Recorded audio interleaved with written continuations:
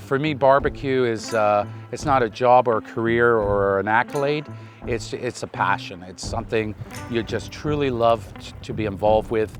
I'm a 5-time Grand World Memphis In May Barbecue champion teammate. Since I was a young boy growing up in Belgium, I remember the times we used to go out in the forest and start grilling the sausages on wood over an open flame. And I think ever since then, I've had mentors along my path, like Myron Mixon, Pat Burt, Tuffy, all the big boys. And I've been drawn to those guys for as long as I can remember. Seeing them in the pits doing the smoking is just, it's almost like the old days of the guys banging out the metal swords and all that. You know what I mean? Like, it's just that primal feeling of playing with fire and smoke to create the most incredible pieces of unique meats.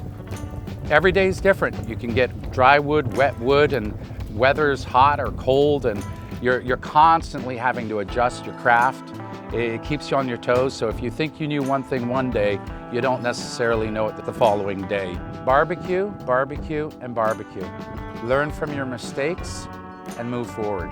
I've been experimenting with so many different barbecues, and the trial and errors there alone have been either totally charcoalized briskets from burnt really bad that you would never be able to sell anybody. But to build a brisket, you build a snake and charcoal around that looks like kind of like a snake, and you light one and it lights the other and the other, and you slowly cook a brisket that way. Those were the early days, not realizing the magnitude of time it takes to actually get that brisket to temp that you want it at. A lot of these smokers out today, for restaurateurs specifically, lose a lot of meat shrinkage, and that affects the bottom line at the end of the day. Whereas a water smoker is a beautiful tool to use to maximize yield your profits through that method. The elephant in the room, Memphis in May, probably the best competition. USA Today calls it the Super Bowl of culinary barbecue in the world. My highlight was being involved in the Mixon family. As a family member, I have the highest respect for them, and winning that championship in 2021, it was probably the best victory I've ever felt in my life. I mean, that grand championship, that meant everything to us. Restaurant business is the hardest thing to do, especially if you want to be a barbecue guy.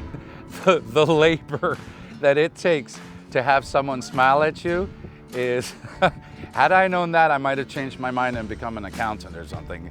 Harder than winning a competition. It's consistency, persistence, and the love of the labor. Because if you don't have the love of the labor, you're in the wrong game, in the wrong business. Time and patience is the key to everything. And really understanding what you're trying to accomplish. That's my greatest advice, is just barbecue as much as you can. Enjoy yourself, have fun with it. Don't get all caught up with the big TV stars and all that stuff, trying to do an Aaron Franklin barbecue just do your thing the best you can and learn from it.